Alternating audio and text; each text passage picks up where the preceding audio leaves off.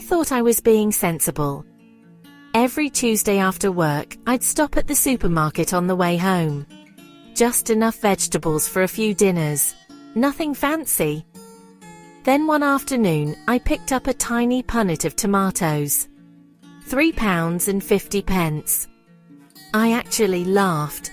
Not because it was funny, because I knew they'd be soft before the weekend. I walked home muttering to myself, climbed the stairs to my little London flat, and stepped onto my tiny concrete balcony. 2 rusty folding chairs, a struggling petunia, a few empty pots. It wasn't a balcony. It was wasted space. Gran Betty came to visit that afternoon.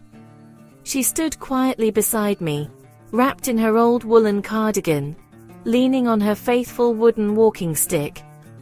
She didn't say anything for a few moments. She simply looked around. She looked at the brick wall. She looked at the cracked concrete. She looked at the lonely flower pot. Then she smiled. I expected sympathy. Instead, she tapped her walking stick firmly on the ground. Child, people complain about the cost of food while standing on land that could feed them. I looked around again.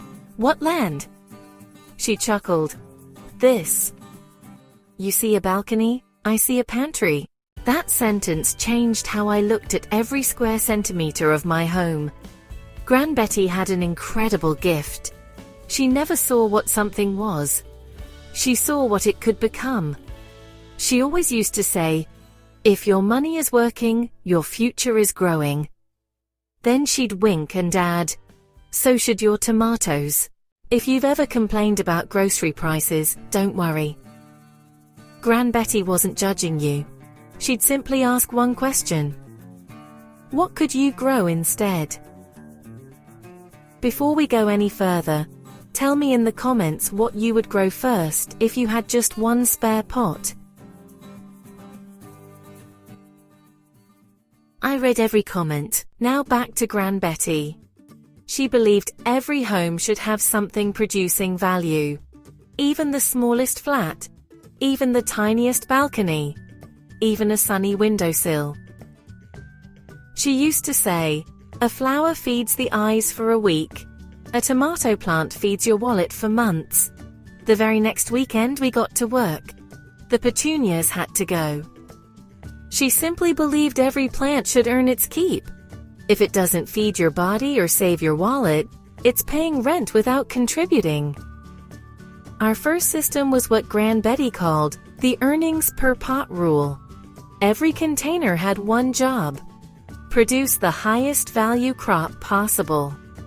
Instead of filling pots with plants that looked pretty, we filled them with food that was expensive to buy but easy to grow. We planted Cherokee purple tomatoes, compact bush courgettes, runner beans climbing upwards, basil, parsley, mint, spring onions, rocket, salad leaves. Every harvest meant one less item going into the shopping trolley. Gran Betty loved calculating value. She'd smile every time we picked another handful. That's another few pounds we've kept. Then came one of her smartest lessons. Never buy the same plant twice. I looked confused. Nature already paid for next year's garden. From then on, we saved seeds from every heirloom variety. We dried them, labeled them, stored them in envelopes. Year after year, the garden became cheaper to run. Gran Betty called it building a food pension. She'd laugh and say, "Every seed is interest paid by Mother Nature. That one habit alone can save money for years." If you've never saved seeds before, start with tomatoes, beans, or lettuce. It's free, simple, and surprisingly satisfying. Most people were looking down at the floor. You're gardening in 2 dimensions. Think in 3. Instead of covering the floor with pots, we built upwards.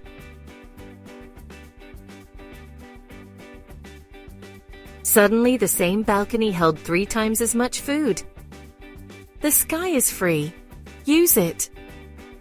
That lesson isn't just about gardening, It's about money. Most people only think about earning in one way. Gran Betty always looked for a second level. Could something be rented? Could something earn interest? Could a hobby become income? Could a wall become a vegetable patch? Then she taught me another system I still use today. She called it never leave soil empty. The moment one crop finished, another one went in. Harvest lettuce, plant spinach, lift radishes, plant beetroot, pick herbs, sow more herbs. Nothing sat idle. She'd remind me. An empty pot grows nothing. An empty bank account earns nothing. Keep both working. That little lesson applies to almost everything in life. Money, time, skills, space. The goal isn't perfection, it's momentum. Utility bills were already high. Gran Betty had another answer.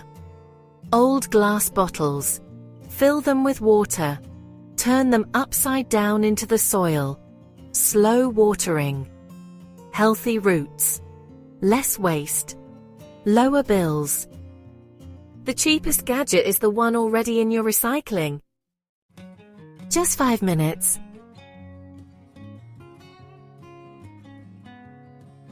Small problems are cheap. Big problems send invoices. That advice works just as well with money. Check your bank account regularly. Review subscriptions. Read your bills. Catch mistakes early. Tiny habits prevent expensive surprises. By late summer, I couldn't believe what that tiny balcony had become. Tomatoes hung from every vine. Runner beans climbed above my head. Herbs spilled over every container. Salad leaves seemed endless. Neighbors started asking what I'd done. Gran Betty just smiled. She'd been expecting this all along. Then came the final lesson. Don't waste abundance.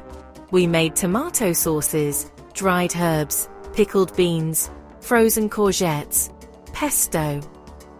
Everything we couldn't eat straight away became food for another day. Gran Betty called this eating twice. Once when you harvest, once when everyone else is paying winter prices. When I finally sat down with a notebook and added everything up, I was genuinely shocked. Growing produce on one tiny London balcony saved me hundreds of pounds over a single year. Not thousands. Not enough to retire. But enough to make life noticeably easier. Enough to reduce supermarket trips. Enough to eat fresher food. Enough to prove that small changes really do add up. Gran Betty always reminded me, you don't become wealthy because of one giant decision. You become wealthy because hundreds of little decisions quietly work together. That tiny balcony never made me rich. But it changed how I thought. Every empty corner became opportunity. Every overlooked space became potential. Every pound I didn't spend became another pound working towards my future. And maybe that's the biggest lesson Gran Betty ever taught me. Financial freedom rarely arrives with fireworks.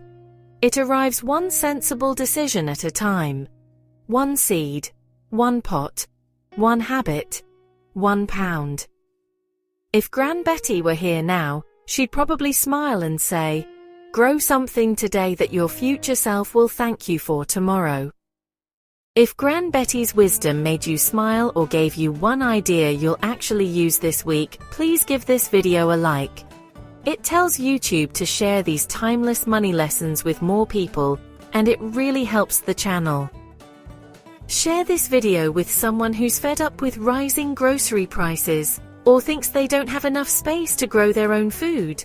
And if you want more practical, old-fashioned money wisdom that still works today, make sure you subscribe and turn on notifications so you never miss another lesson from Gran Betty. Finally, don't leave just yet. Watch the next video in Gran Betty's Money Wisdom series, where she shares another simple habit that could save you hundreds of pounds every year. I think it's one of her best lessons yet, and I know she'd love you to hear it.